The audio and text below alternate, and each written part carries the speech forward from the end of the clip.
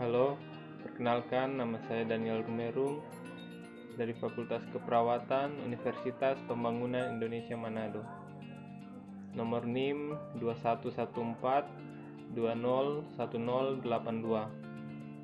Saat ini saya akan membahas mengenai sistem kardiovaskular.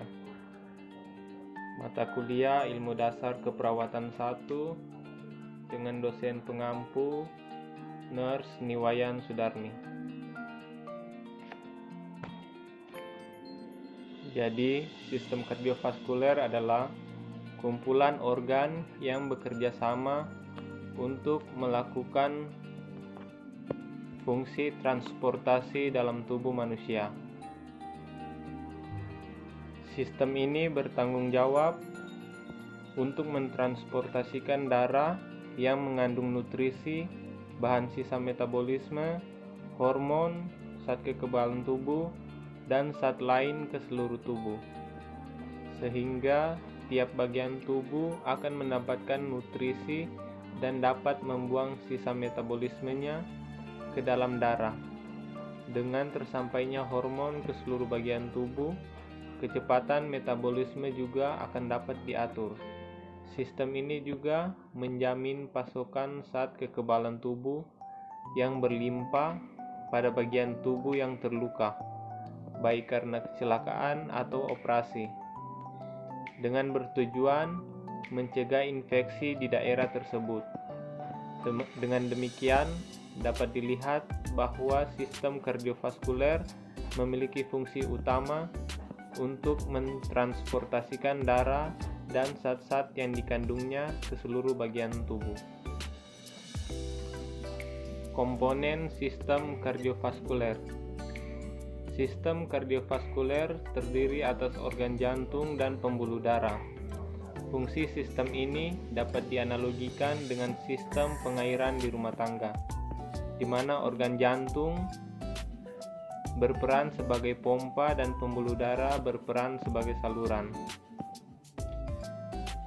Sistem ini bertanggung jawab untuk mentransportasikan darah dan zat yang dikandungnya ke seluruh bagian tubuh manusia. Anatomi sistem kardiovaskuler. Pertama, jantung. Jantung terletak di rongga dada atau toraks dan cenderung terletak di sisi kiri. Jantung dikelilingi oleh pembuluh darah besar dan organ paru dan timun di bagian depannya. Jantung terdiri dari 4 ruang yang dipisahkan oleh sekat-sekat jantung. 4 ruang tersebut yaitu atrium kanan, atrium kiri, ventrikel kanan, dan ventrikel kiri. Yang kedua, pembuluh darah. Pada anatomi sistem kardiovaskuler, pembuluh darah terdiri dari pembuluh darah arteri dan pembuluh darah vena. Arteri merupakan pembuluh darah dengan tekanan darah yang tinggi, sementara vena memiliki tekanan darah yang lebih rendah. Perbedaan tekanan ini menyebabkan sedikit perbedaan struktur antar keduanya. Perbedaan tersebut, yang pertama, arteri memiliki dinding otot yang lebih tebal. Kedua, vena memiliki katup untuk mencegah aliran balik darah. Ketiga, arteri memiliki lumen yang lebih kecil karena harus menjaga tekanan darah tetap tinggi, tetapi vena memiliki lumen yang lebih besar. Ketiga, saluran limfa. Limfa merupakan organ terbesar di dalam sistem limfatik. Organ yang terletak di sebelah kiri lambung ini bertugas untuk menyaring dan memonitor darah dalam tubuh. Limfa juga berperan dalam produksi dan penyimpanan sel tubuh, termasuk berbagai jenis sel darah putih. Yang berikut yaitu cara pencegahan penyakit jantung. Ada berbagai cara untuk pencegahan penyakit jantung yang dapat dilakukan. Di antaranya yang pertama, menerapkan pola hidup sehat dengan mengurangi makanan berkolesterol tinggi serta melakukan olahraga secara rutin. Yang kedua, berhenti merokok.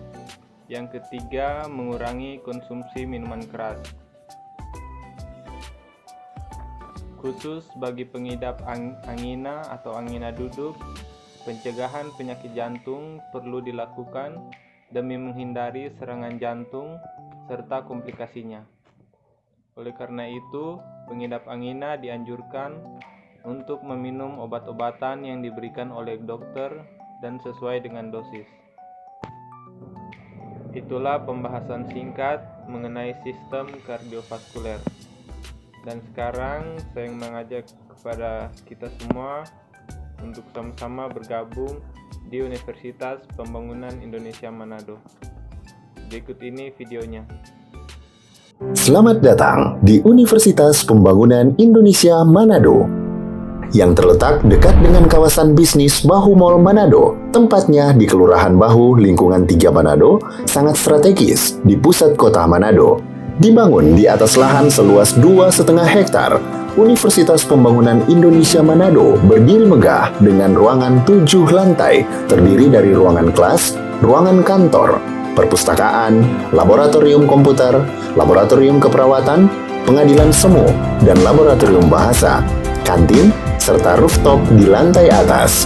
Universitas Pembangunan Indonesia Manado memiliki 6 fakultas dengan program studi, yaitu Fakultas Pertanian, Prodi Agribisnis, Fakultas Hukum, Prodi Hukum, Fakultas Teknik, Prodi Teknik Elektro dan Teknik Sipil, Fakultas Ilmu Sosial Ilmu Politik, Prodi Ilmu Politik, Fakultas Sastra, Prodi Sastra Inggris, Fakultas Keperawatan, Prodi Ilmu Keperawatan, dan Profesi Nurse.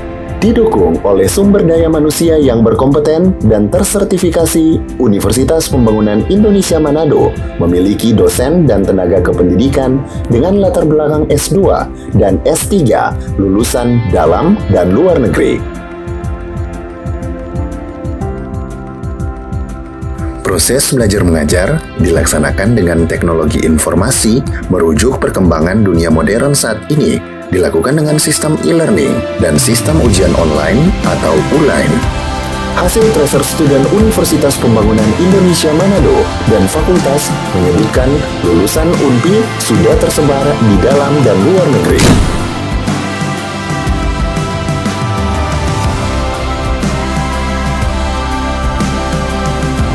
Selamat bergabung putra-putri terbaik bangsa. Kembangkan dirimu, raih cita-citamu setinggi bintang di langit. Kami siap menghasilkan generasi terbaik dan pemimpin di masa depan.